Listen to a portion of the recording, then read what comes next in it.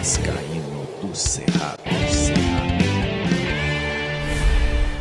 Fala galera vascaína, eu sou o Thiago Fontes, falo direto de Brasília, Distrito Federal, trazendo mais um vídeo para o canal. Véspera de jogo, amanhã tem Campeonato Brasileiro, 14ª rodada, o Vasco entra em campo às 5h30. Vamos falar um pouco aí desse jogo, vamos trazer notícias aí a respeito da 777, mercado da bola, enfim. Deixa o joinha, deixa o like, deixa o hype, comenta, compartilha, tudo que você puder fazer que gera engajamento. E não se esquece de se inscrever, tá bom? Dá essa força aí.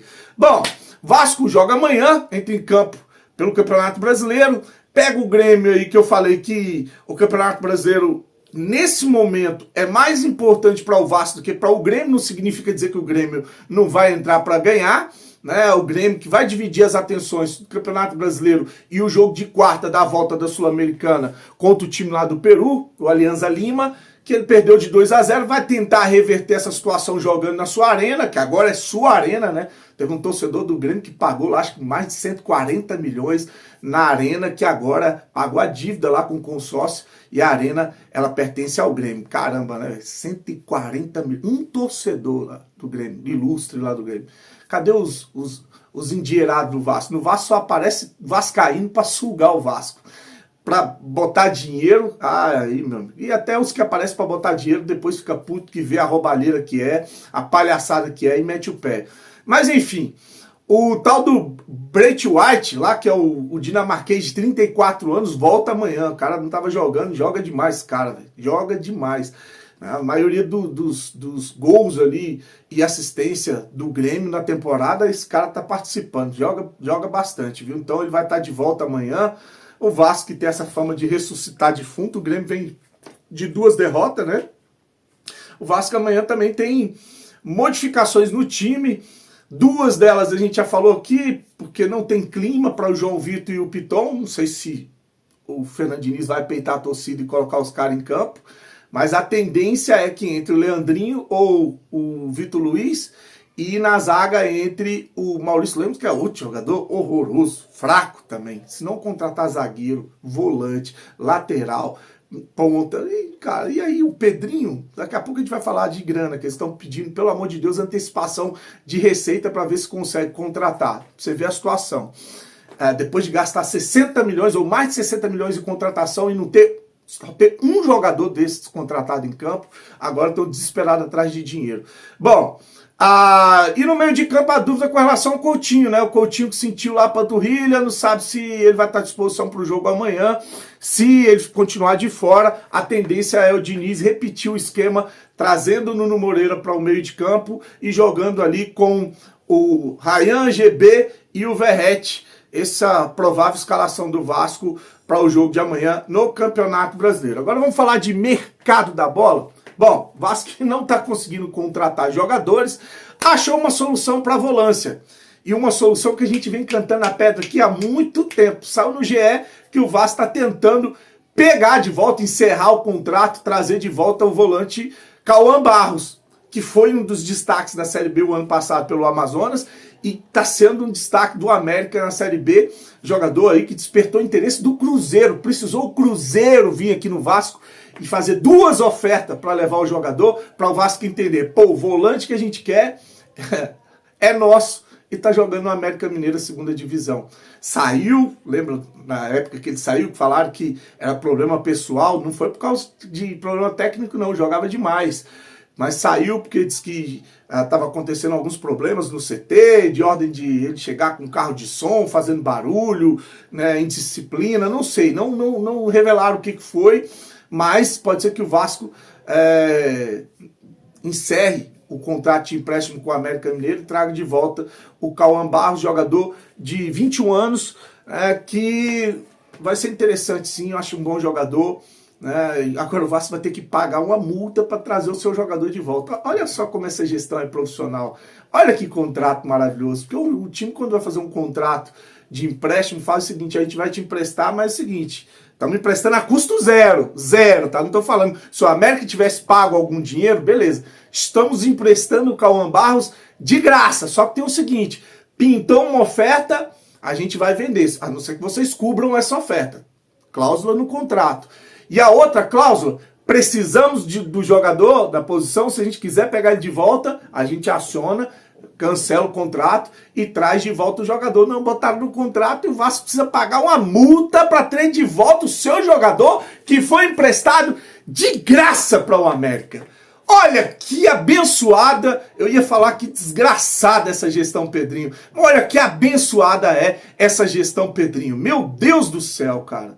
Aí vamos ver, né? Vamos ver se realmente vai acontecer, se ele vai voltar, se vão pagar a multa, se vai ter dinheiro. De repente o Vasco não tem dinheiro para contratar o seu próprio jogador. Olha só que bizarro, cara. Mas é isso. É o Vasco. É o Vasco. Uma informação trazida pelo jornalista Joel Silva. O Vasco teve o oferecimento de um zagueiro. Aí ofereceram o Balbuena, de 33 anos, capitão da seleção paraguaia, né, um jogador experiente, jogou no Corinthians, foi campeão no Corinthians, e estava lá no Dinamo de Moscou da Rússia. Terminou o contrato, está sem contrato. O problema são dois. Primeiro, a questão salarial. O salário dele diz que é muito alto, né? Segundo, Diniz. Agrada o perfil de jogador, agrada o Diniz, jogador mais lento, né? Idade, 33 anos, né? Não é um jogador de velocidade para fazer saída de bola que o Diniz gosta. Então tem esses dois entraves aí com relação ao Balbuena. E você acha que o Balbuena seria titular nesse time do Vasco, nessa zaga do Vasco?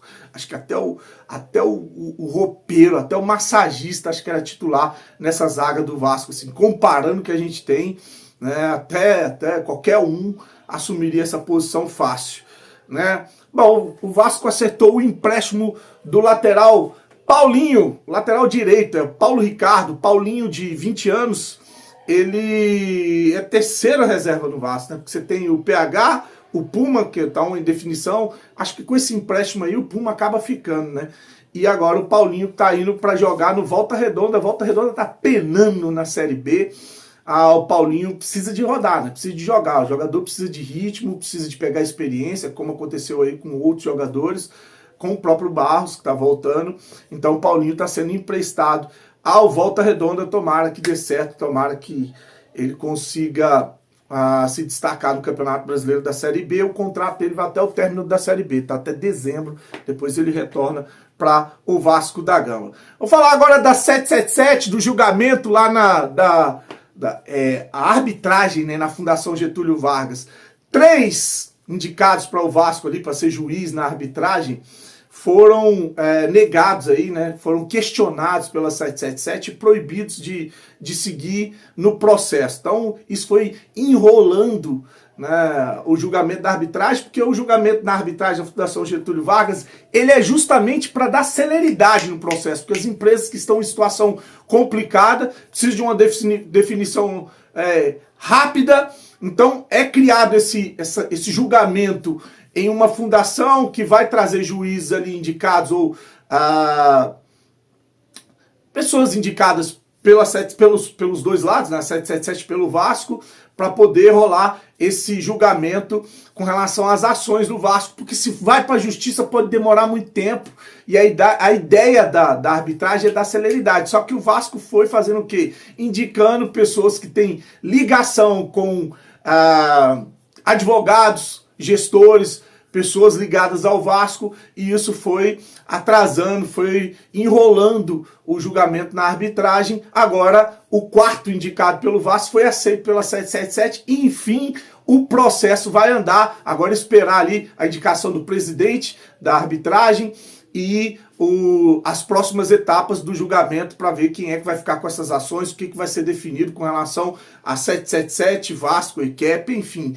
E aí depois sim, aí poder falar se vão vender, se não vão vender, só depois que desenrolar esses problemas na justiça com relação às ações do Vasco. E para finalizar o nosso vídeo, uma última informação: sem grana, o Vasco pede na justiça para a juíza da recuperação judicial autorizar antecipação de receitas, né, referente ao pagamento de 2 jogadores. Um é a venda do Cleiton, né, o Cleiton ao Rio Ave.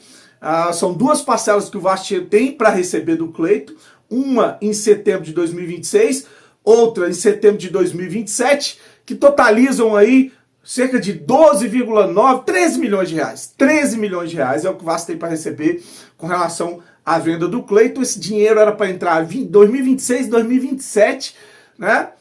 E aí o outro, o Orelhano, que está no Cincinnati, o Vasco tem uma grana para receber dia 31 de janeiro, 30 de janeiro, 8,3 milhões de reais. Então, juntando os dois aí, o Vasco tem para receber mais de 21 milhões de reais. Aí o que o Vasco quer fazer? Coisa que o Pedrinho falou que não ia fazer também, tá? Você vai lembrar várias vezes em coletivo ele falando que eles não iam fazer antecipação de receita, né, que iam trabalhar com a grana que está entrando no Vasco para poder pagar salário, fazer contratações, né, movimentar o clube no dia a dia com as logísticas. E agora eles estão apelando à juíza da recuperação judicial, olha, libera para a gente poder ir a instituições financeiras, pegar um dinheiro emprestado para poder pagar contas e para poder usar com urgência no Vasco da Gama.